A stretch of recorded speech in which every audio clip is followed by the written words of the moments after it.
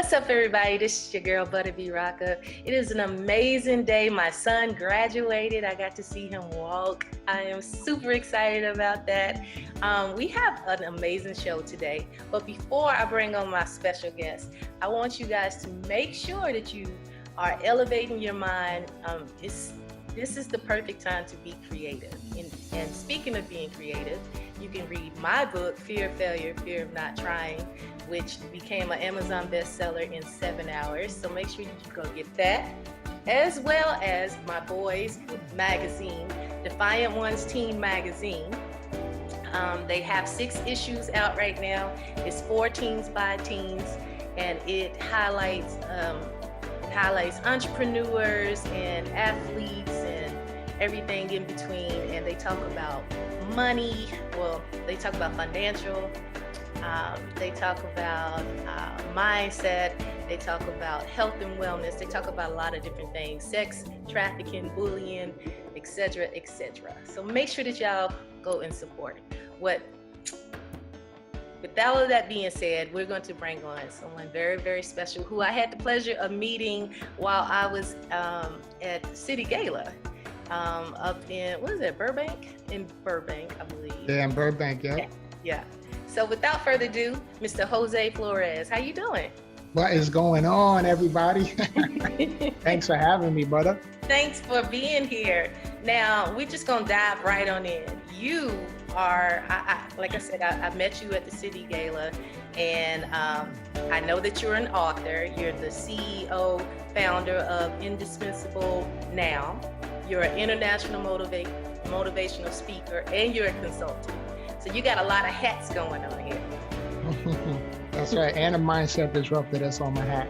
Right. So tell us a little bit about yourself. Yeah, so, outside of all those accolades you just mentioned, I'm just a super cool dude. I'm an amazing husband, a father, and I have a great attitude, but it wasn't always like that, because I was born and raised in the Bronx, New York. I had a great childhood. But I was born with a neuromuscular condition called spinal muscular atrophy. And so what that does is basically the older I get, the weaker my muscles get. When I was young, I was good, I was cool, I was able to walk and run and do all the things that normal healthy young boys do. And the doctor said that by the age of 15, I would end up in a wheelchair, and they weren't even expecting me to live past my teenage years. And but I have good news for everybody, because this year, back in February on the 25th, I celebrated my 43rd birthday. Yes, woo woo. That's right. And so I'm here just every day, man. I wake up and I kick life's butt. But when I was in high school, that's when my body really started to take the shift. And my abilities and my strength started to decrease. It was like in my senior year in high school. So like your son just graduated high school, I was his age where I was really trying to figure out what was going on. And, I knew what was going on, but figure out how I was going to continue with this taking, its toll on my body. Right. Okay. And so, but other than that, I grew up, it was great. And then once this started to really kick in, I had to really just figure some things out. I was like in a little bit of a funk and a dark place. Yeah. Because I literally at 22 years old was when I lost my ability to walk. So you can imagine, that's when you're about to become officially an adult, right? You're like 21, 22, you're about to go out and see what the world has for you. And here I am, I lose my ability to walk, and I'm like in a dark place, like I don't know what the heck I'm gonna do now. Yeah. And as my body started giving up on me, I just started giving up on my goals, my dreams, my ambitions. I was like, oh man, what am I gonna do now? So I was in that type of mindset for several years. Yeah. I can definitely relate, kinda. I had knee surgery last year, and it went from being a partial ACL and meniscus tear to being a full tear, which meant it was, instead of 6 weeks recovery time, it was a year recovery time. And I know that's not a permanent thing, but for someone who's on the go all the time and all of a sudden you get hurt and now you can't do what you normally are used to doing, it is definitely it definitely was a state of mind where I was depressed and I had a lot of things going on. Ironically, the day of my surgery, because they couldn't tell me until they actually got into my knee, which was the day of the surgery, on which one it was going to be, because they had to be inside of the knee or something. So I didn't know until I woke up which one it was, 6 weeks or a year. So the same day, somebody that we both have in common that endorsed your book, which we're about to talk about, called me, Mr. Les Brown. He called me on the phone and he was like, you know, I know that this might seem like the end of the world and everything. And he was like, but I promise you, everything is going to be okay. If you can look up, you can get up, and this is just a reset to get you in another direction, but it's going to take you to another level. So with you, I totally understand how it can take you there and it can drain you and it can just pull so much from it. How did you get yourself out of that? You know, it took a lot of years of just, you know, personal development, self-development, and me just, you know, building my relationship with my Lord and Savior Jesus Christ. You know, I'm a man of faith, and just understanding that whole concept, because I was really upset for many years, like, why is this happening to me? Yeah. I wasn't given a chance at life. I was born like, it wasn't like I was in an accident or something happened to me. Like, I was from birth like this. So I'm like, why? Like, I felt like I was never given a real shot at life. Yeah, yeah. Because I started out, you know, in the red. Yeah, and so, but it took a lot of just a lot of soul searching and understanding that, you know, who I am and whose I am, and just understanding that I have my own set of skills, gifts, talents, and abilities. And, you know, I had a really, you know, cool family. My family never really treated me any differently. They always treated me normal, which is what I wanted. Yeah. And so they never really treated me any differently. So I didn't find any pity from them. They were kind of like always like, do it yourself, do it on your own. Right. You know what I mean? That type of stuff. So that helped out a lot too.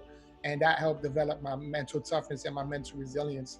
But yeah, just, you know, just reading up on things and getting into the Word of God, and just understanding that, you know, we're not always going to know why things happen, but that's why purpose is so important. But that's why purpose is so important. And you know, whether you have a physical wheelchair like me or not, everybody has a wheelchair, right? Mine is just a physical one that has wheels, but some people are walking and talking and moving and grooving, and they're carrying in a wheelchair that's invisible that we can't see. And so, you know, for me, I just had to be able to understand that even though I'm in this wheelchair, there's still purpose that I have, you know, over my life. Absolutely. And I meet like so many adults too. I meet so many adults that, like I said, that are shaking and baking, and they don't even know what their purpose is. They're just going through life, going through the motions, you know, living average, living mediocre, and they're happy like that. You know, I'm not taking away from that, because there's people that you know that are happy like that. Yeah. But for me, I wasn't happy. You know, there was a point where I just got sick and tired of being sick and tired. I knew that I could be out there doing more, learning more, and becoming more. Right. And once I understood that and made that decision and that choice, man, that changed the game for me. Yeah, I can definitely understand that. So you wrote a book called Don't Let Your Struggle Become Your Standard. Can you tell us about your book? Absolutely. I love when I hear other people say that, because it does something to their subconscious. You know, because we all go through struggles. Like I said, my wheelchair is physical. I got to deal with the struggles that come along with life in the wheelchair. But, you know, maybe people that are watching or listening, they have, you know, they're dealing with anxiety or depression or low self-esteem, low confidence, you know, negative thinking, stinking thinking, right? Yeah. And so whatever that may look like for you, everybody goes through struggle. Everybody has their own situation and circumstances. And I want to let people know that they don't have to let their struggle become their standard, because a lot of times something will happen to us in life and we settle. We settle for what has happened. We settle for the new set of circumstances. We settle for, like when I got into this wheelchair, I could have settled, and I did settle. There was many years that I settled for it. I was like, all right, well, it is what it is. I'm never going to become nothing great. I'm never going to do nothing of significance. And so I could have settled right there. I could have got on government assistance and got my disability check every month, which I did in my earlier years. But again, I was like, who can live off a measly $850 a month? Right. You know what I mean? So it's like you get to a certain breaking point where you're like, okay, enough is enough. You got to either figure something out, or you got to make moves or do something, because this whole living check to check, month to month type of thing, this isn't working out for me. This isn't my cup of tea. So I'm like, you got to make moves. Yeah. So that's when I started changing out and just going out and making moves.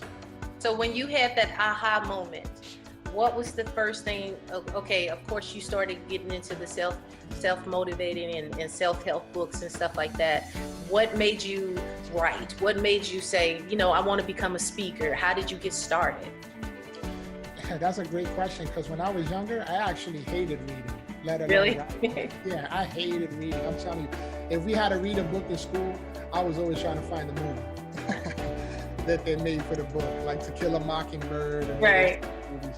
So, I understood, again, through personal development and mentorship and coaching, I understood that leaders are readers and readers are leaders. Mm-hmm. Right? So I said, all right, I got to pick up a couple books and start learning some things. So I started reading, and then I started actually enjoying it. Because, as you grow older, it's almost like wine. You get like more refined as you grow older. Right. You start understanding things. Things start to make a little more sense. Things start to come into perspective. And so I'm reading these books, and I'm like, wow, this is amazing. I'm getting all this information, all these nuggets. And I'm like, wow, this is awesome. And I'm applying these things, and I start seeing results. So I'm like, you know what? I got a story to tell too. And I've been getting a lot of information, a lot of data from all the stuff that I was reading. And I say, you know what, I'm going to go ahead and write my own book. Yeah. So I started writing the book and came up with the title and then everything that's in the book. And now I'm on my third book. I just finished writing my third book. Wow. Yeah. Has your third book already came out, or is it about to come out? No, I just finished writing it now, so I got to go through the whole editing and designing the cover and all of that stuff. But I finished writing it, which is the most difficult part, right? Just finishing writing it. All that other secondary stuff is fairly easy. Yeah. But it's my third book that I wrote with my wife. Actually, is called What Real Love Looks Like. That's coming out. Yeah, What Real Love Looks Like. That's coming out first quarter of next year, hopefully. And we just celebrated our 13th year of anniversary last week on July 7th. We got married on 7/7/7. Oh, congratulations! I met her in California too. Yeah. She's awesome. She is. Awesome. She is. And that was one of my main dreams growing up. Obviously we all have the dreams of buying a big house or having the big house and the cars and being successful, right? And I've had those dreams too, but my main dream, Butta, was wondering if a woman was ever gonna love me like this. Right. Wow. Because I felt like damaged goods when I was younger. I was like, man, you got it wrong with me, God. Like, return to sender. You need to do me over. Right. And so, my wife met me in a wheelchair. She fell in love with me in a wheelchair. And here we are 20 years later. We've been married for 13, but we've been together for 20 years almost.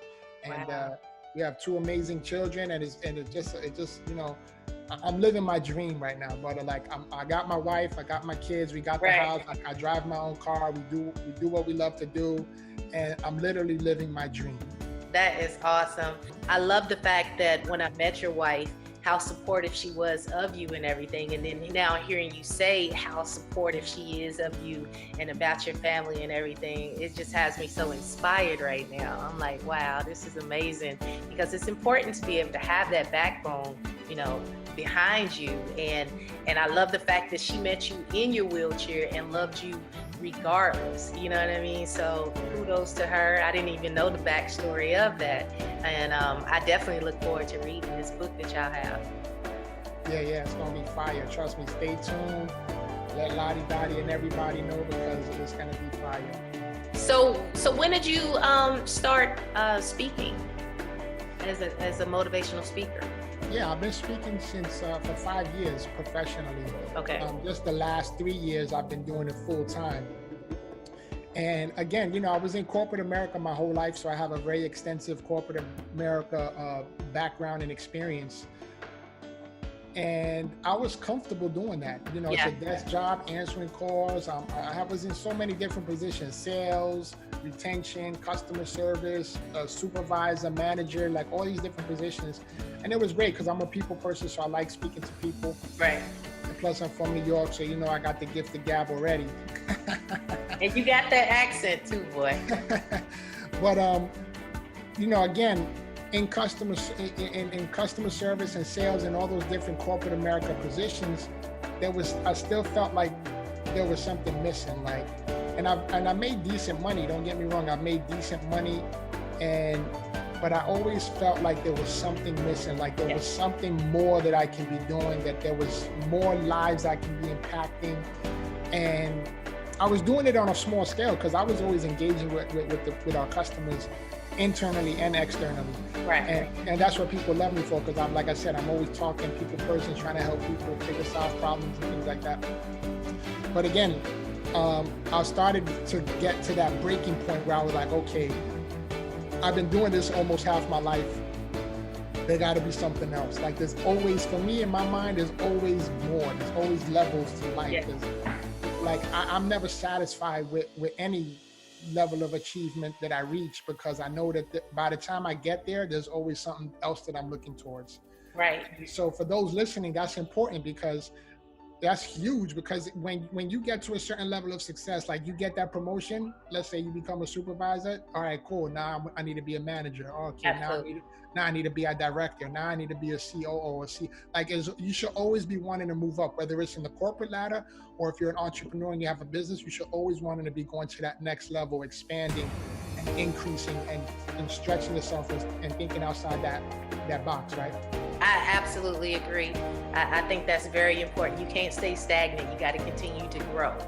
If you're not growing, I mean, it's just like, what are we doing? So, yeah. You're dying. Yeah, you're dying. So how challenging is it for you to coach individuals and businesses to strengthen their mental toughness? Well, it all depends on what level they're at the moment, right? Because I could take people from A to B, or I could take, if they're at B, I could take them from B to C. It just depends on where they at personally. And so I just take an assessment and analysis of where they are, where they were, where they are, and where they want to go. And we create a strategic plan on how to get there. We implement systems, we implement strategies, and we implement execution plans. And once we set those goals and strategies, then it's just a matter of checking the box, like, okay, execute. And as we're executing, it's not just execute and that's it. It's execute. And then at the same time, you want to, again, have that growth mindset and just be thinking about, okay, well, we executed this. How can we improve in that area? We've accomplished it, but are there any areas of improvement? How can we improve? Where can we take this? And then just going from there with every goal that you set and execute, just creating that growth mindset. Yeah. So you are representing with your hat. I want to know from you, you're known as mindset disruptor. Can you explain what that means? Absolutely. Why they call you that? Yeah. I am the mindset disruptor. And it's because, you know why I say that, Butta? Because I like to help people. I disrupt people's normal ways of thinking. And the reason I say that is because growing up and dealing with this condition that's in my body and with the wheelchair and everything, I was always constantly having to adapt and adjust. Right. It's not like I was in a car accident or I got shot or I was in the military, which is what most people think. And my life just changed like that. And then that was it. Then I just got used to being like that. Like even till this day, right now, my body every couple of years goes through a shift. It goes through its own phase. And so every time I go through one of those phases, I have to adapt and adjust. And I think that if people can grab a hold of that concept, that's just how life is, whether you're in a wheelchair or not. You always have to learn how to adapt and adjust to different environments, like this whole COVID thing. Yeah. Right? The whole world shut down. Everybody was forced to adapt and adjust. Right. right? And if you're going to come out on the other side of this on a high note, you're going to have to learn how to adapt and adjust. You're going to have to learn how to put things into place. And so for me, the same way my body was becoming disrupted by this condition, I had to be able to disrupt that negativity and that negative mindset that I was carrying for so many years. I had to be able to disrupt that to get out of that hole, climb out, and come to the point where I am today, which is the mindset disruptor, Mr. Positivity, right. Mr. Indispensable. And I can go on and on with the little affirmations, but the reality is that you have to be able to develop that mental toughness and that mental resilience. And again, there was days where I didn't feel like getting out the bed. Yeah. There's even days sometimes today where I don't feel like getting out the bed, but my mindset is different. So I know that when I don't get out the bed today, I know that I'm letting somebody down.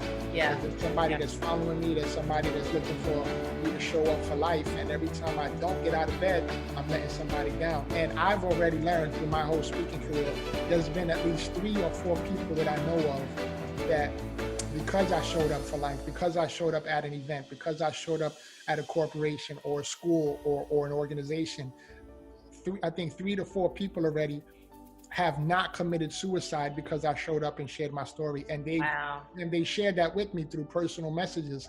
And that's just the 3 or 4 that I'm aware of. I don't even know how many other people just weren't bold enough to share that, right? Because they may have been at a dark place in life.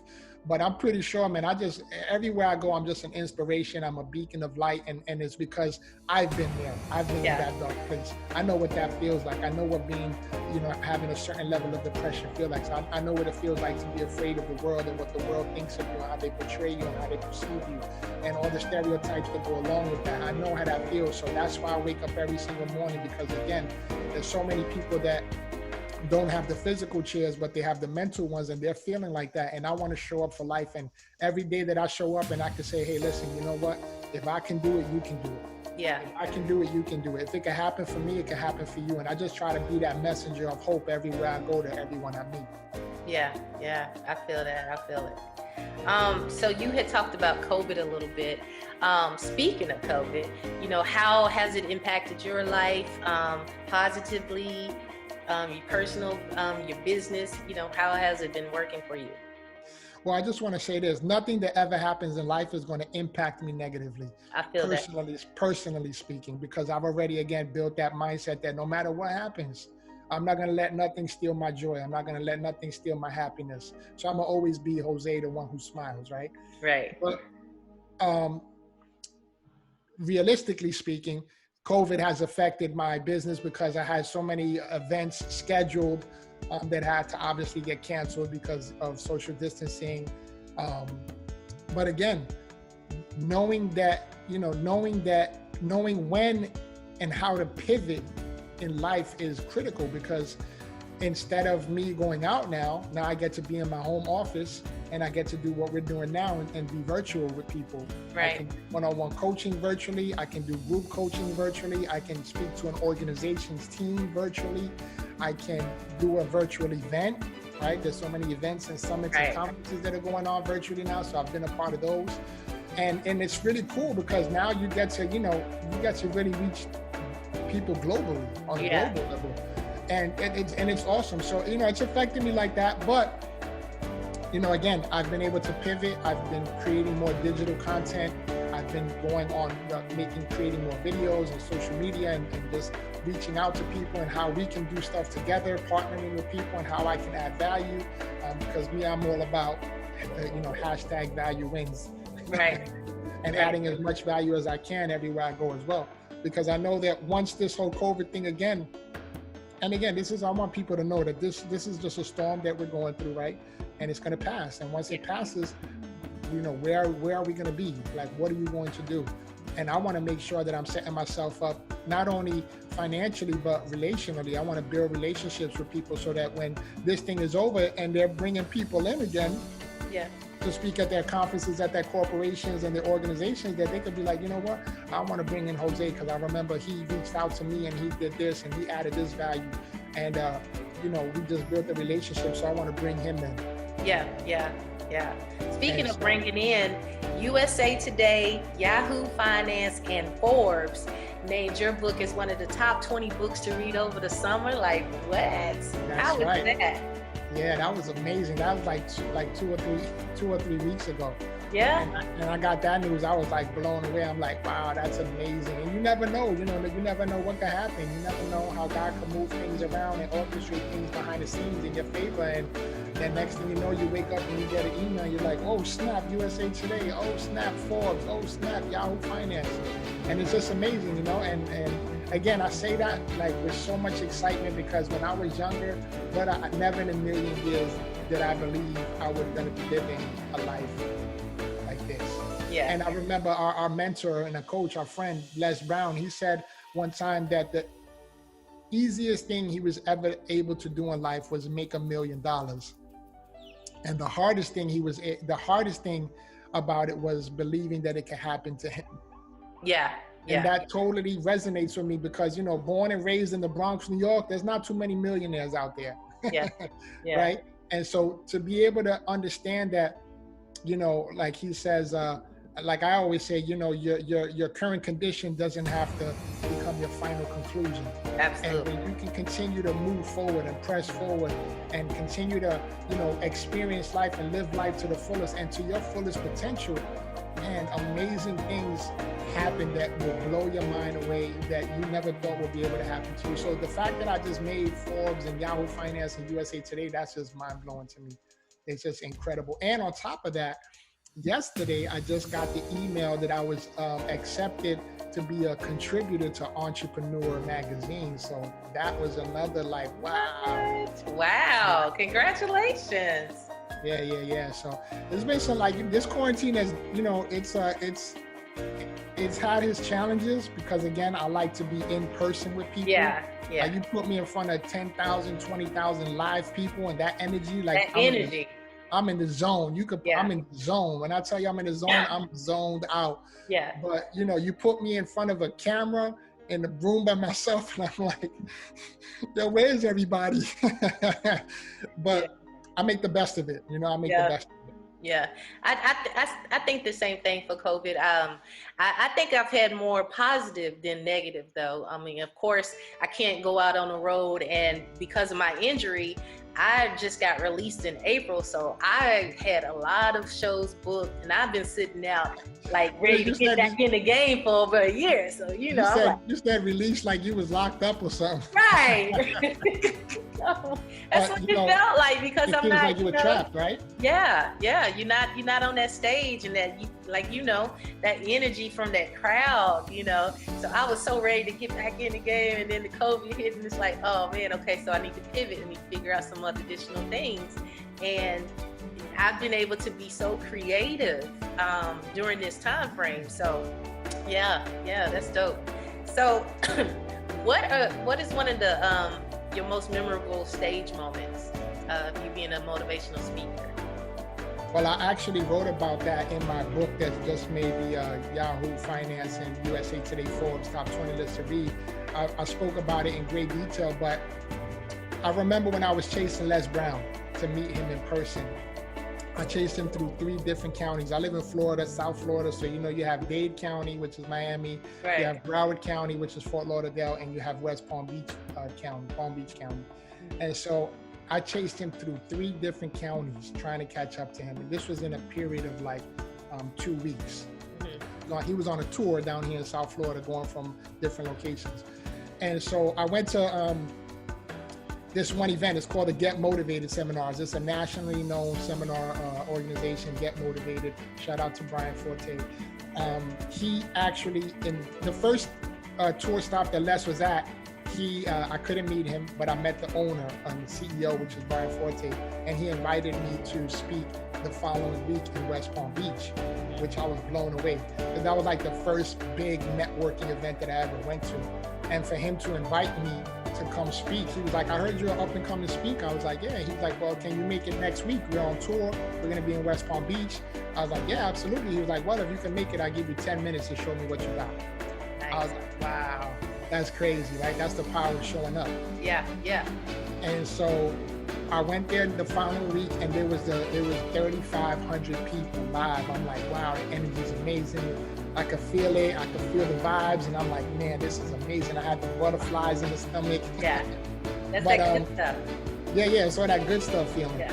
And so, they called me to the stage, and the way I couldn't get on the stage because they had steps. So the way they introduced me was I came from the back, and they kind of the host walked with me down the aisle to the front, and we kind of just hung out in the front of the stage. But it was the most amazing feeling. Like I got a standing ovation. People was clapping, and Yeah. it was like my first time speaking in front of that many people, and I was Right. just blown away. And I'm just like looking around, and I'm like, wow, like I could see people's like eyes locked in. They're like engaged. They're like glued to the TV type of thing. Like, yo, what is this guy gonna say? Like, I want to hear more about this guy. And they only gave me 10 minutes, but I knocked that 10 minutes out the park. Yeah. And that was one of the most memorable speaking moments in my life, because it was not only one of my first, but it was my first speaking in front of that many people too. Yeah. So for anybody that is new to speaking and they're trying to, really get out there, what type of advice do you give them? I would say to be prepared, man. Be prepared and be ready, because one of the reasons why I connected with Les Brown is because when I went to that event where I met him at that morning, my wife and I were up at 4:30 in the morning getting our speaker kit packages filled in. Right. And I had like 50 speaker kits in my book bag that sits on the back of my wheelchair, ready to give to anybody and everybody who was interested. Right. And so when I met Les, I was like, hey man, I've been chasing you through on I-95 through 3 different counties. I've been trying to catch up to you, man. I was like, man, I just want to shake your hand, give you a hug, and take a picture. And he was like, yeah, absolutely. So we did that. And I said, hey, you know what? Can I give you my information? So he was like, yeah. So he took the information. He was like, is everything in this packet that I need to get in touch with you? I was like, man, you got a CD, you got a DVD, you got a business card, you got a referrals, you got testimony, like whatever you need is in there, Les. Right. And I was ready. I was prepared. I had everything printed out the night before. We woke up early. We were stuffing the envelopes, and I was ready. So I would say to anybody listening to be ready, be prepared, because like Whitney Young Jr. said, it's always better to be prepared for an opportunity and not have one than have an opportunity and not be prepared. Man, and I was prepared. Yeah, and I was prepared. So be ready, be prepared. And I would say, a lot of times people are, they want to speak and they want to make money so quickly. And I get that. But I'm going to just tell you up front, when you're speaking in the beginning, you're going to have to speak for free. That's called paying. You're going to have to pay your dues. You're going to have to speak for free. So don't leave your job to go speak and you don't have a solid foundation, because you got to fund the dream until the dream can fund itself. Absolutely. So go out there, speak at schools, go speak at Boys and Girls Clubs and YMCAs, and go speak at your local Rotary Club or your Chamber of Commerce. Those are quick, easy ins that you can get in fairly easily. Reach out to them. A lot of them are very, they already know they like to bring speakers in. Most of those organizations like bringing speakers in. So just reach out to them. You can go to their websites or go to Google and type in Rotary Clubs in my area, YMCA in my area, Boys Club in my area. They're always trying to bring people who are going to motivate and inspire their people. Right. Especially if you're willing to do it for free and you have a powerful message. That's another thing. You want to make sure that you practice your message and practice, so that when you get up there, you can deliver a powerful message or keynote, whatever they're bringing you in for, presentation, and knock it out the park, so that when you're dealing with chambers of commerce and Rotary clubs, those are business people, local business people that can bring you in, right? So if they like what you're saying and they like your story, they like your delivery, they like your sense of humor, they like your personality, your stage presence, your engagement, right? I'm giving you hints here, guys. Right. When they like all of that, after you do the freebie, they're gonna say, hey, you know what? I like you so much, I'm gonna bring you into my organization. How much do you charge? Then that's when you can start negotiating the prices and the fees in the beginning. Until you get to a certain level where you can just say, hey, my fee is $15,000, my fee is $20,000, and take it or leave it. Yeah. Okay. So you have book writing masterclass as well as mindset takeover class. Can you tell us a little bit about that? Yeah, so anybody who's listening or watching, like I said, we all have a story. And I know, like me, I always wanted to share my story, but I just didn't know how to. I didn't know how to develop it. I didn't know how to craft it. Again, I didn't like reading or writing, so that wasn't an option until I got to that point. But if you're listening or you're watching and you want to share your story and you want to write a book about it, whether it's not only your story, if you have information you want to share, if you have expertise, if you have content, if you have any life experience that you want to share and you want to put it in book format, I have a book writing masterclass that you can sign up for, and I show you literally from A to Z how to get published, how to write the book, how to get in the zone, everything that goes along with writing a book. Like I said, I just finished doing my third one, and I'm super excited. And it's not going to be my last one, but it's my third one. And so that's super amazing. I see a couple of people that are on now watching the live. They've been through my book writing masterclass as well, and they're in the journey as well as writing their book. But yeah, if you want to get that story out, definitely check that out. You can go to my website and check that out. And then the Mindset Takeover Mastery. Ooh, when I tell you that course is amazing. It sounds like it. Oh man, Mindset Takeover Mastery. I know a lot of people during COVID have been dealing with a lot of stress, a lot of anxiety, just a lot going on, right? Yeah. I just read an article today that where I live in Broward County, school starts next month.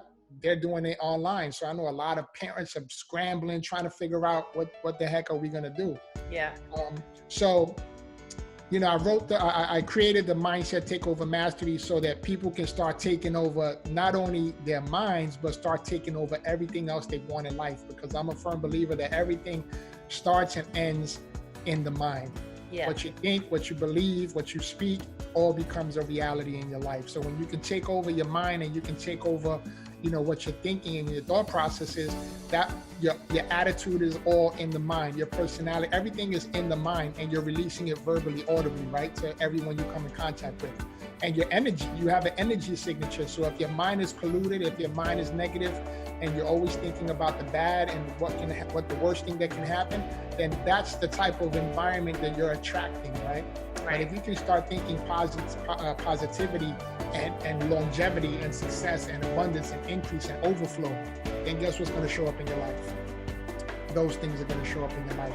So that's what Mindset Takeover Mastery is about. It's about taking over your mind, but in doing so, you're taking over your life and you're taking over your future, and you're making moves right now. Like the course is going to help you to make moves right now, like taking over your mind. What can you do right now to get one step closer to what you want your future to look like? So they can go to that as well, mindsettakeover.com, mindsettakeover.com, because it's time to take over, baby.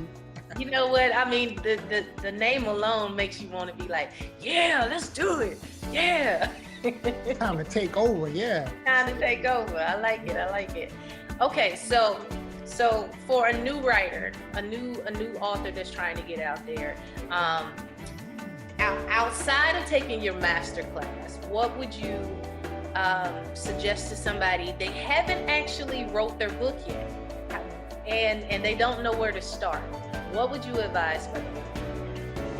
That's a great question. That's one of the questions that I get asked the most is like, what was the hardest thing about writing your book? And for me, and I'm pretty sure it's for everybody else, is actually getting started. Absolutely. Once you get started and you start writing, all the memories are going to come in, all the old experiences are going to come in, old and current are going to come in, and you're just going to be like, oh man, you're going to have so many memories and so much information to write down that it's just like the engine is going to keep moving and moving and moving. So I would just suggest that if you have a story and you want to write a book and you haven't done so yet and you don't know where to get started, I would just say to start writing something now. Start writing something now. But again, you want to be strategic and you want to be geared towards a specific story that you want to tell. Not story an overall story that you want to tell, because in the book you're going to have many stories, but you want to be sending an overall message regarding your book.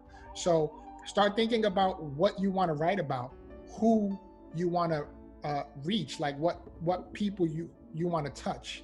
Yeah. Right? Is it going to be a book for women empowerment? Is it going to be a book for men to step up and take leadership? Is it going to be a book about entrepreneurship? Is it going to be an autobiography about your life and the things that you've been through to be able to motivate and inspire people?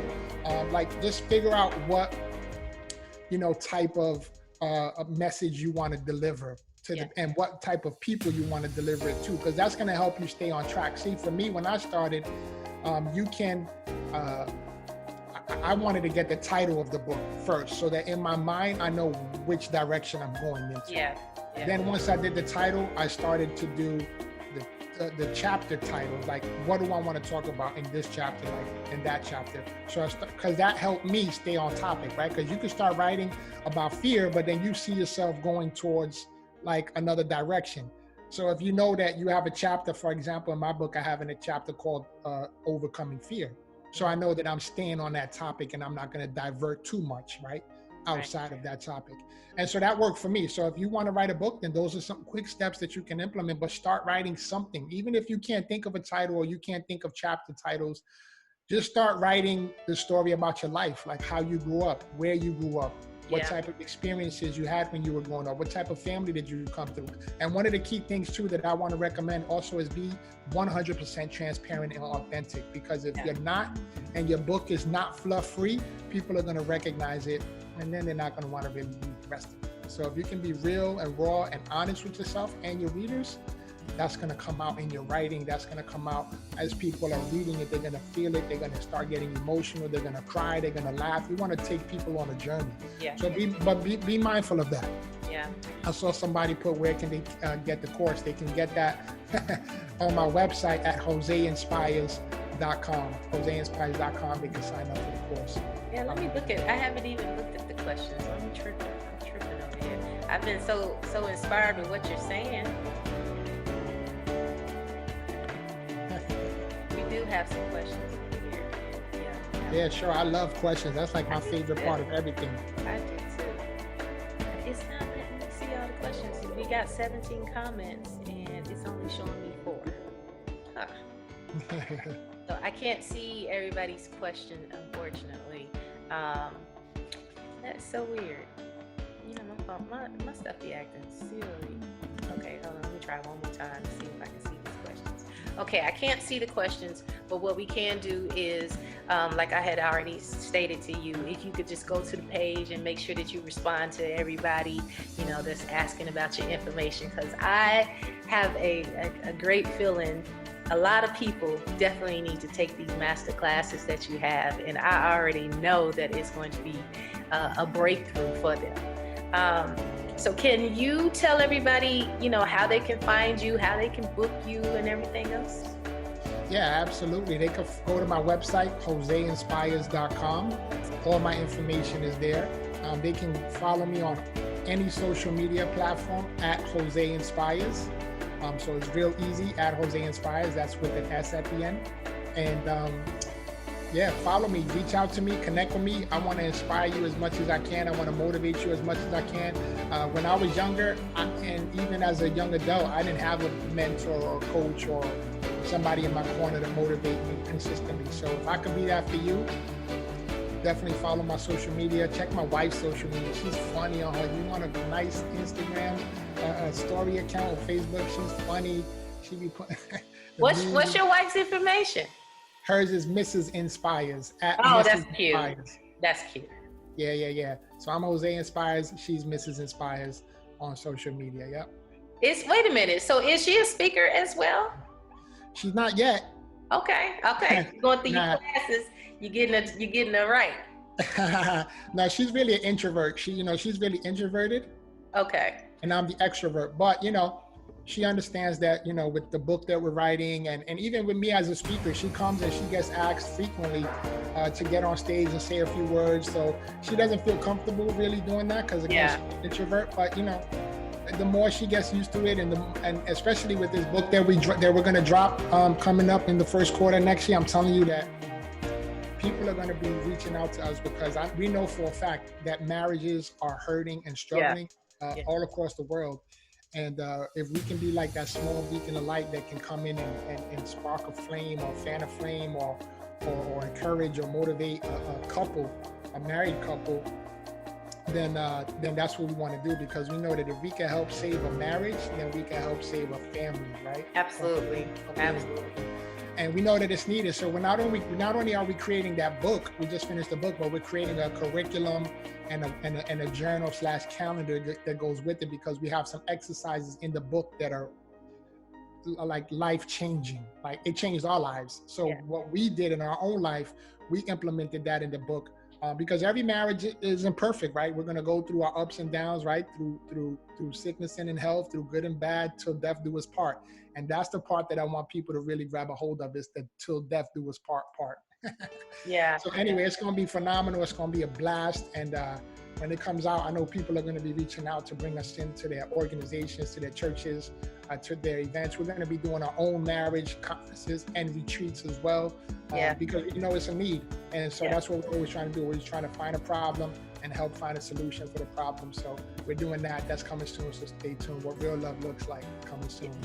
I can feel that, and I think I'm going to be taking that, going to your class and getting that book and doing the workshop and everything. Yeah, it's phenomenal. I'm telling you, it's going to be powerful. And I'm not just saying that to toot my own horn. My wife and I, like I said, we've been together, married for 13 years. We've been together almost 20, so we've been through some things, right? We've been through some things.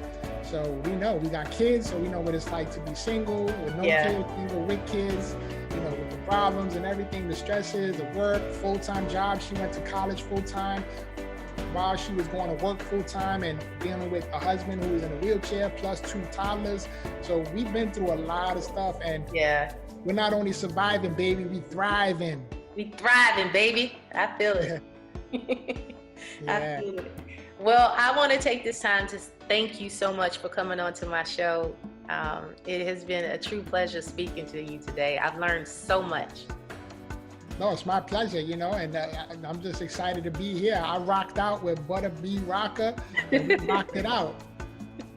All right. Well, with that being said, everybody on Facebook land and everybody on Zoom and on YouTube and on iHeartRadio and Spotify and all the other platforms we are on, we're about to be out. So thank you so much for coming on to the show. I wanted to say this, and I always forget this part, but this is like a very important part for everybody that's listening and watching. I wanted to do something special for your audience, Butta. And anybody that's listening, if you go to freegift.joseinspires.com, you'll get a free gift. You can go ahead and get that. It's an MP3 on the power of showing up, what I just spoke about, how showing up and everything that happened for me. So I want to bless your audience with that. If they go ahead and go to freegift.joseinspires.com, go ahead and get that free gift. Okay, hit it one more time so everybody in the back can hear it too. One more time. It's freegift.joseinspires.com. Okay, and there you have it, everybody. Thank you for giving that gift away. All right, guys, so with that being said, we are out of here. Thank you so much. Brother, sister.